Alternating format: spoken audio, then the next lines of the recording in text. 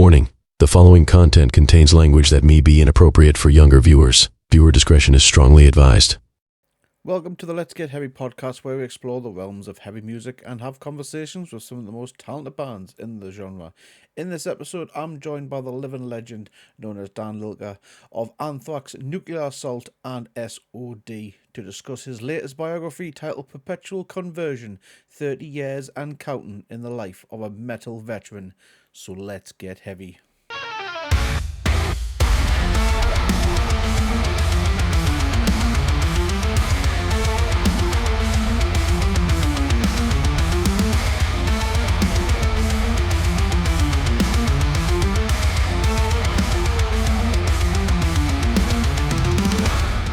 First of all, my name is Stevie, and I want to welcome you to Get Heavy UK, where we like to basically chat, promote music, and spread positivity throughout the metalverse.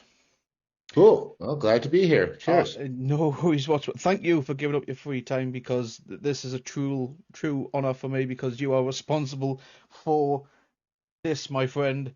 You are responsible for this, which for me is just, you have no idea what this means to me, because it's an absolutely sick album. So honestly, Great. this is a massive honor for me. But we're here to discuss your new novel, which is due out very soon.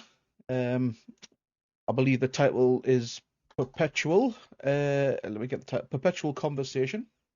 Conversion. Yeah, Conversion. Sorry, my apologies. 30 years in the making of a metalhead, really, isn't it? Just what an amazing story you've got. Yeah, I mean, I'd call it a biography because a novel sounds like I wrote some fiction. I write a lot of music, but I've never done that. But Fair enough. yeah, actually, I know the author was supposed to be on this call too, but since he is not, I can answer any related questions of that subject or whatever. That's fair enough. That's totally understandable. So, well, reflecting on your journey, how do you feel about your trajectory in metal since the autobiography's first edition? What has changed for you personally and professionally? Well, I mean, not a hell of a lot, but that's only because the first edition came out in 2014. And yeah, I was still doing shows with Nuclear then, and Brutal Truth had just come to a halt. But even with Nuclear Assault, it was just occasional shows here and there. Then I was playing in some local bands. But all that kind of just ended up eventually naturally falling by the wayside. So I'm actually not even in a band now, which is kind of wild because I've been playing in bands, multiple bands at sometimes, at the same time for 40 years. So I said, okay, maybe I could just punch my clock. That'll be cool. But so as far as what's changed, it's just really that I've just kind of slowed down. So we actually didn't even include any more interview stuff, that's a professional word, content in the book because I haven't really been doing as much. So there's a cool new forward by Thomas Lindberg, and there's some cool pictures of stuff I got up to this year, etc. But yeah, it's just that I guess I was more active 10 years ago. But then again, I just turned 60. So, I mean, who's going to talk shit? Just turned 60. What's the secret, mate? Even look, oh, dear, we're 40. Well, thanks, man. I don't know. You don't know? I'd say clean living, but I smoke a little weed. I don't know. Maybe that's what I should try. Maybe that's what it is. So, milestones and memories. Looking back, what do you consider the most significant milestone in your career that you talk about in this updated edition? Well, that's a little hard to say because I almost like say there's different ones with the different bands I played in that were kind of their own separate chapters of milestones. Like, for instance, when Nuclear Assault got to headline the Hammersmith Odeon, when SOD went to Japan, or like when Brutal Truth went to Japan. I mean, that was like insane shit. So if I really had to pick one, I mean, that's almost like, saying, which one of your kids is your favorite? Because then you'd have to think about one of your bands or something. But So yeah, I'll just go with the route that with different bands I've played in, there's been unique killer things where you reached a certain plateau that was, really awesome, and I mean, when Nuclear Assault first went down to South America in 1989 and went to Brazil and Sepultura opened up for us and I got this tattoo, just the head part, mind you, in Sao Paulo fucking 35 years ago. So that was cool. Wow. Wow, what an Yeah. amazing legacy, man. Honestly, amazing legacy. So the evolution of metal itself, how do you feel the metal scene has evolved over the years, particularly in relation to your work with bands like Anthrax, Nuclear Assault, SOD, Holy Moses, and Brutal Truth? Holy Moses, yes. Well, I did do a little with them. Well, I mean, obviously in a chronological sense, stuff got a lot more intense. That's a natural thing, evolution, as you would say, because there were people like me that were just craving faster stuff and then saying, "Fuck it, I'll play it." But I mean, also that you get these genres that fork off in different directions and everything, because I remember when black metal and death metal were pretty much the same thing, but then you're talking about like Hellhammer and Bathory and shit like that. But um, so yeah, it kind of expands in different directions. Sometimes things hit at dead ends. Like I remember in the early '90s, like some kids heard the Red Hot Chili Peppers and then wanted to play funk metal, and I think that lasted like 3 years or something. I mean, there's great stuff like Primus, don't get me wrong, but I wouldn't call them a band of that, you know what I mean? Yeah, I So, hear. I hear. yeah. But So yeah, I'm digressing. But anyway, yeah, there's my answer. that's no worries. Thank you very much. So the impact, perpetual conversion. What do you hope readers take away from the second edition of the biography?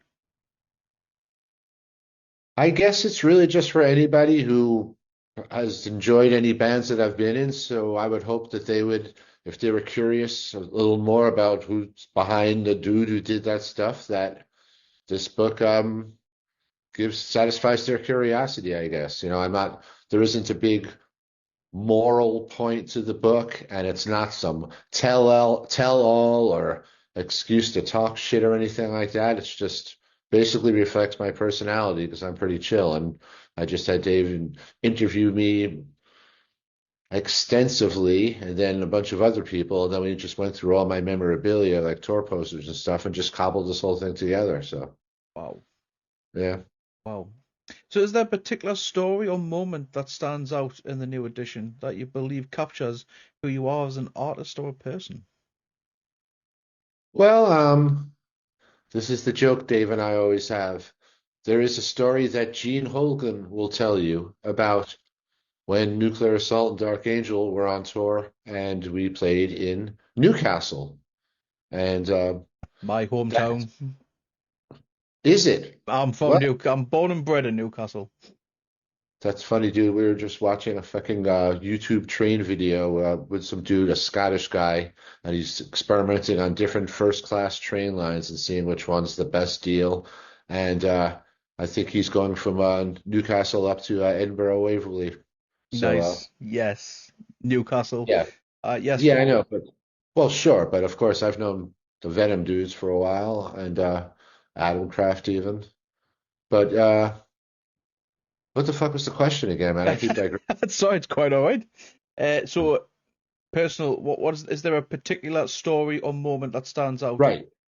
You There's one mentioned that occurred Newcastle. there, actually, in your hometown that Gene Hogan will tell you. But rather than expand on that and give it away, I'll just say if people buy the book, they'll see what I mean. And when is do I have an exact date of when this book will be released? Well, it's available now. Dave is actually mailing them all over the world. So all Oh, you have right, to do right. is go to perpetualconversion.com, and that will take you to a site where you can arrange to have the book sent to you. Cool. Looking forward. Mhm. I'll have to grab myself a copy so I can have because I haven't read the books. I will be honest with you, but I want to get my hands on them and have a bit of a read, get to know more of your history, of course. Cool. So, so the collaboration with Dave, can you share your experience working with Dave on this biography? Yeah, well, I mean, I had first met Dave when he was doing merch for Brutal Truth, when we started our comeback stuff around 2007. We actually did a UK tour with Brittle Truth, Narcosis, and Total Fucking Destruction. Don't know if we made it to Newcastle on that one, but that would have been 2007. Anyway, so Dave lived in the same city as Kevin, the vocalist of Brittle Truth at the time, Chicago, so they were friends. So he said, I'll come out and do merch. And he's a dude who, had written for zines like Metal Maniacs and Punk Planet and stuff like that. So he came out again the following year when we did a more extensive tour on the European continent. And one day where I was just telling some funny story backstage or like on a long van ride or something just to kill time about some experience I had on the road previously. And somebody said, dude, you should write a book. And I'm like, I would never be able to get it together to do that. And Dave just sat up and said, I'll do it. So because Dave he's, let's say, had done a lot of stuff at the fanzine level. So he said, fuck it, I'm going to do a like 200-page fanzine. That's why it's like the two columns and there's pictures at relevant places and not just a color thing at the ends. And you have to go, oh, yeah, that's from this page, So that's pretty much how it came together. Dave would fly out from Chicago to Rochester, New York, where I am, between 2008 and 2014 and just stay out for weekends now and then and do these extensive interviews. We just sit on this gazebo in front of our apartment and just talk a whole bunch of shit, smoke weed and coffee or beer, depending on what time of day it was. And I got him in touch with a lot of people that we thought would be cool to have in the book. And then, like I said, we just went through all the tour posters, laminates, all the shit from that I just accumulated that I would take from places, not steal, but just go, oh man, can I have some of these posters? Yeah, yeah, go on. And so that's pretty much how it was done. So Dave and I got to be good friends because, of course, my wife Heather, who you met briefly over Yeah. there, audio, was also very, very helpful with this whole effort too. Cool, man. That's cool. So was Dave also a member of Brutal Truth as well, or was he just helping out back behind the scenes? He was actually just doing merch for us on that tour. I'm sorry if I didn't make that clear before. I wasn't Yeah, sure. he So. no, he was selling shirts and stuff just because he didn't even want any money. He just wanted to go on tour in England with the grindcore bands and not have to pay for the flight or however it worked. So I think shit, it's a cool experience. Be more like a vacation, really. Get to hang with the band, meet some awesome people, like you've just said. And then sometimes it just gets busy if a bunch of people are fucking throwing money at you and you've never been to the UK before and you're getting used to all the different accents, especially the further north you go, if you know what I mean. I do know So, exactly what you mean. right, right. By the time you get to Glasgow, you're like, oh Christ, what does he want? Yeah. Yes. Mhm. Yeah, Newcastle, we've got a little bit of a people get were confused sometimes for Geordie. Although someone did confuse us for Irish once. That much, I don't see that. Yeah. They were from Germany, but I, I don't understand where the Irish comes from. I No. probably understand Scottish, but not Well, not Irish. it, right. Well, it's like, I don't know if this sounds offensive. It's like almost Scottish. Yeah, Yeah. yeah. Right. I mean, Mhm. to me, it's quite Germanic in ways as well. Germanic, part Viking as well, because I'm more Northumberland area, which is where the Vikings many years ago, before we were even around, raided a little place called Lindisfarne. So that's technically exactly where I am. So just outside of Newcastle, but it's easier to tell everyone that I'm from Newcastle. No, I've heard of that. I've heard of Lindisfarne just because of all that Viking metal and slave shit. Yeah, man. Yeah, exactly. And of course, mead, where mead's fair brewed, of course. Oh, So, how important is fan feedback for you? Have there been any reactions to the first edition that surprised you or impacted you? I can't really say that anything that's really surprised me. I've seen like let's say a few online reviews that have been Mostly pretty cool. I think a lot of people were pleasantly surprised that I didn't write a book to talk shit about people or something. It seems like a lot of biographies are some kind of like vindictive retribution type thing, and that's it was never about anything. I mean, yes, I was thrown out of the first band I was in with that album you showed me, but as you might know, I did some shows with them earlier this year just to help them out. So no hard feelings there, especially after 40 fucking years. Oh, But no, nothing. Nobody ever said anything like, "Oh, I never thought of it that way." They all just said, "Yep, that sounds like you." how did it feel returning? What, you mean with the second edition? Yeah. Um, it was cool because the first edition had been out of print for 5 years, so a lot of people were after me like, "Hey, where can I get a copy of your book?" And I would just have to shrug at them. So we tried finding some other publishing companies that would put it out, that would take it on, and after asking a few and having it not pan out, we just kind of funded it ourselves, DIY style, and came A- out fine. And you mentioned briefly just before there that you returned briefly, had a small stint return with Anthrax. How was that experience for you? Yeah, that was pretty cool. I mean, I had to learn if I was given about 5 weeks to learn some stuff because although I, heard a lot of Anthrax songs over the years, I mean, obviously not including the stuff on the first album, Hmm. but I didn't have to know it to be able to play it. So when Scott reached out to me in late February, early March, and said, "Can you do some shows in Latin America with us that Frank can't swing?" And I said, "Sure, that sounds like fun." And at the job I'm at, I work with metalheads. I was hired by our metalheads, so they're like, "You fucking better do that." So that wasn't an issue, and yeah, it was a good time. I got to know Joey and the guy John, who plays guitar with them and has for the last 10 years from Shadows Fall, and obviously I knew Scott and Charlie. So yeah, that was a good time, and crossed a few countries off my list. I mean, who knew I would go to El Salvador? Yeah. Yeah, And how was your experience in El Salvador? it was muy caliente, very hot. It was cool. Costa Rica, I never been there before. Ecuador, Uruguay. Dude, I went to Uruguay. Who the hell goes there? Wow, Yeah, it was good. Yeah. excellent. Oh, pleased to hear it. And how did it feel playing some of Frank's parts on some of the newer material? Oh, that was cool. I mean, those guys let me use my distorted tone too, so it's almost like Anthrax with the SOD bass sound or something. But yeah, I basically played the riffs. I put my own personality into it a little bit. I didn't play everything precisely like he did it, but I played the correct riffs. But I think Scott knew also that having me on board, that I would kind of put a little bit of my own thing on it, and I was given plenty of latitude to do that, which I appreciated. Hmm. Any chance for any more appearances with Anthrax in the future? Not that I know of. If those guys need me for anything in the future and they reach out to me, I suppose I wouldn't say no, except I would have to find out if it works logistically, Of course. you know, you know, Yeah. whether I can swing it. But it was fun doing it. Of course, when it was done, I was fine just coming home and going back to my normal life too. So, Hmm.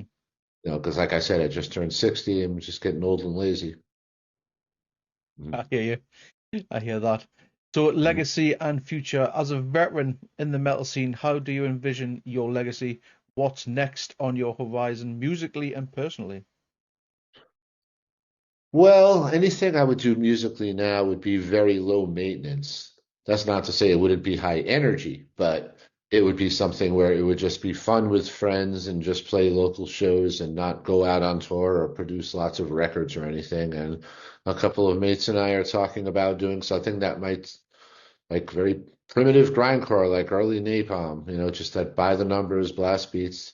Because, I played in Brutal Truth, which was got mind-bogglingly complex by the end, and I don't want to put all that work in again, So, and just personally, just relaxing, trying to age gracefully, which is pretty much a joke because, this is always going to be this. So, but Of yeah, course. just relaxing, man.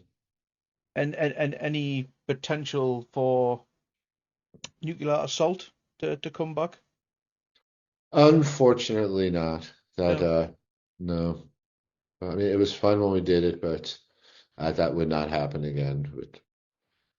I won't bother explaining, but it No, won't I happen. don't expect you to go into anything like that. Of course, totally understandable. Um, what about brutal truth or Holy Moses? Any potentials for those to return? Um, Brutal Truth is also completely done. And I never really did that much with Holy Moses. I played on one of their records because I had been over in Europe. Well, actually, um, I was in England because we had finished recording something. Where the fuck was I? It was somewhere in the north, but not that far north, like Leeds or Manchester or something like that. And I was in touch with Sabina, who was no longer in Holy Moses, but she said, if you want, while you're over in Europe, you can come over to Germany and play bass on a Holy Moses record. We think that would be really cool, and we can arrange your flights or whatever like that. So I really just played on a record called No Matter What's the Cause, and that was the extent of my involvement with them. So, and that was 30 years ago. So it's safe to say I wouldn't be doing anything else with them. That's But fair I enough. have seen Sabina, like I said, the original vocalist. I see her fairly frequently, if you want to say once a year, at metal festivals in Europe. So, and she's super cool. Yeah. Cool. Still friends. That's the main thing. hmm So a couple of fire questions for yourself. Favorite tour memory? What's one of your favorite or craziest memories from being on tour? I suppose that would be when Brutal Truth played in Tokyo. Now, normally what you hear about Japanese audiences is that they're taught to be very reserved and obedient and pretty much like sit on their hands or something because Japanese society is to be, I don't know, it's hard to explain. You'd have to go there, but normally, yeah. But it was unforgettable that we played a small club in Tokyo, and I still remember it was Club Guilty, and the neighborhood was Ibisu, Ebisu. That's how much, that meant to me. I'm not sure if it's mentioned in the book at all, but anyway, this was just a small fucking hot box, and we're playing fucking full speed grindcore. Pretty sure SOB played with us and everything, and it was the most un-Japanese show as far as it was just fucking people going nuts and moshing and stage diving and running all over the place. There wasn't any seats. It was just a hot little club. And it's just something like that, just getting to see people just like really let go because normally I'd been there with Nuclear Assault previously and played bigger venues, which were more like theaters where there was more strict rules. You just got to sit there and no jumping up and running around. So getting to play that show and watching these people just fucking lose it was unforgettable, I guess. Excellent, excellent. That is absolutely sweet. So, any dream collaborations for yourself? I know you've had an amazing career. You've probably had collaborations with many musicians in the years, but is there anyone who you could collaborate with, dead or alive? Who would it be and why? Someone that you've never collaborated with? Well, dead or alive or anything. So, I mean, does that mean you're allowed to go back in time Of or no? course, yeah. Oh, okay. Someone that you wish that you could have had the chance to work with. Well, imagine a band was me, Jimi Hendrix, and Keith Moon. That would be it. Those guys were both forward thinking, weren't they? Certainly would. So, yeah, I would just go, this is what music sounds like now. And we're just going to keep doing that. Can So, you imagine it? yeah. And then I suppose you'd have to have a vocalist, and then you could just pull Lemmy up from the grave too, and all you'd have to do is sing. Yeah. What an You know? absolute legend Lemmy was. hmm Rest in peace to that man. Is there any guilty pleasures or any tracks or albums that you love that people wouldn't expect you to enjoy? Hmm. Well, I mean, I enjoy a lot of 70s rock stuff, but I don't think that would be shocking.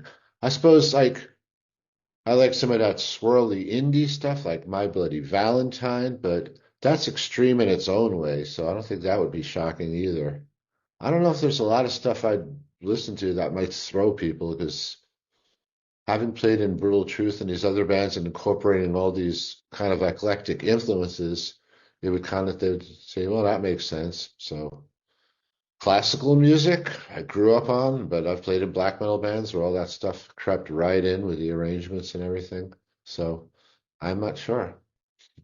So, not my left, and we'll let you get yourself away. What's one metal myth or stereotype that you wish you could dispel? That we're all fucking millionaires by playing this music. It was never the reason I ever decided to play music. You know, I have chosen, well, that's the thing. I have not chosen anything. I was basically just summoned to play the music I've played over the years.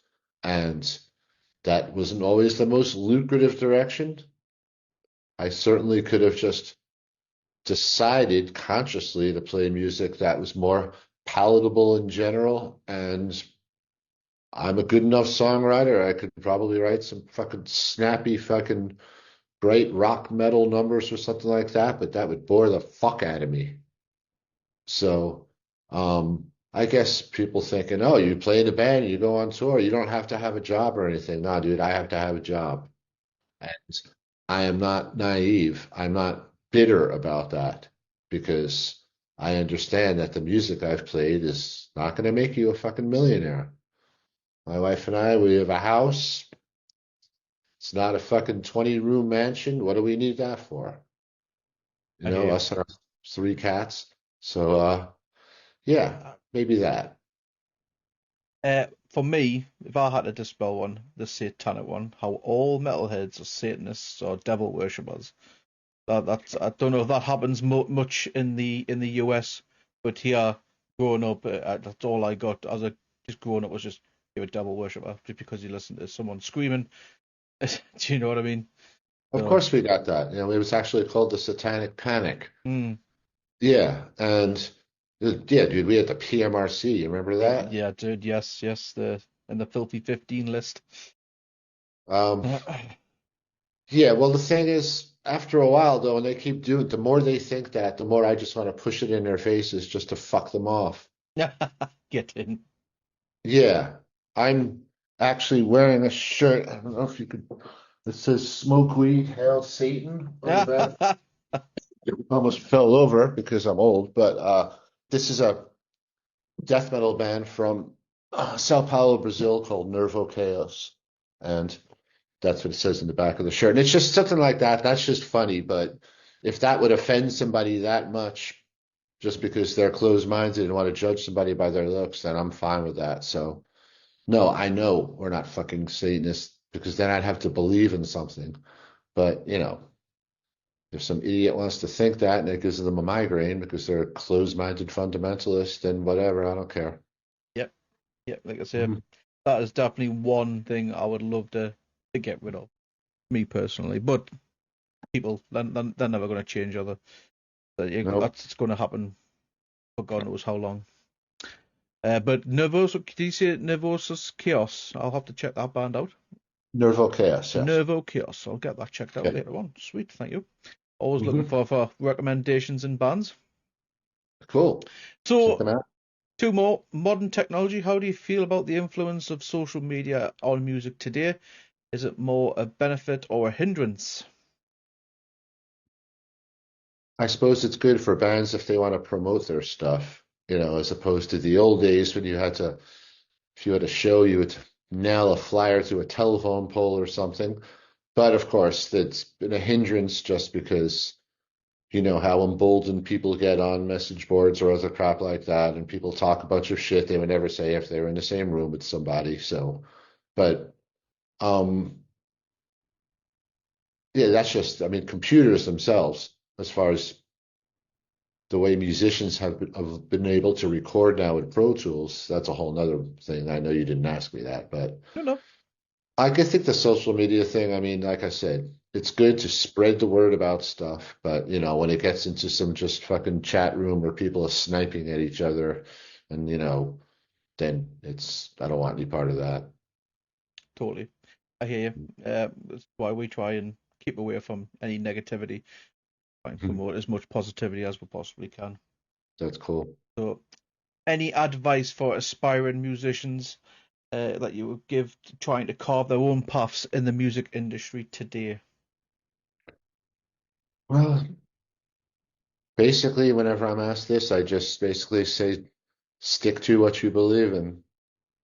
And like I said, I'm living proof as far as what we were talking about 5 minutes ago. I may not be a millionaire, but I'm proud of what I've done through all these years, and I've never strayed from whatever my vision was, what I wanted to do at that particular moment in time. So just don't let people sway you into something else that's not what you really want to do. I guess it depends on your motivations. Some people play music to get rich and get laid, but that's not why I started doing it. Truth, truth. Mhm. So, um, anybody who is watching this interview or listening back, please go and check out Dan's book, which is Perpetual Conversion. It's where can we find it again? What's the website, Dan? It's pretty much just perpetualconversion.com, just There we one go. word. And yeah, and then you'll be taken somewhere with that where you can purchase the book and have it sent. Excellent. There we go. Anything else that you wish to plug before we do call it a night? No, if I just had a last word, I would just want to just express my appreciation to all the people in the metal scene after all the stuff I've done all the years that people gave a fuck enough that I actually had a reason to have a book. So couldn't have done it without the people that are going out there and just being interested in underground metal in general. It's not just about me, it's just about the whole movement. And we couldn't have done it with all the people that supported it. And I never forget that. Well, speaking on behalf of some of those people, Dan, thank you for the music. Thank you for the legacy that you've created. Um, like we've touched on, you've amazing history throughout the years. So just thank you, man. You're very welcome. Thank you. So we end all our interviews with this. The rules of the pit are the rules for life. When someone falls, we pick them up. Right on. Thank you very much for your time, Dan, and enjoy the rest of your evening.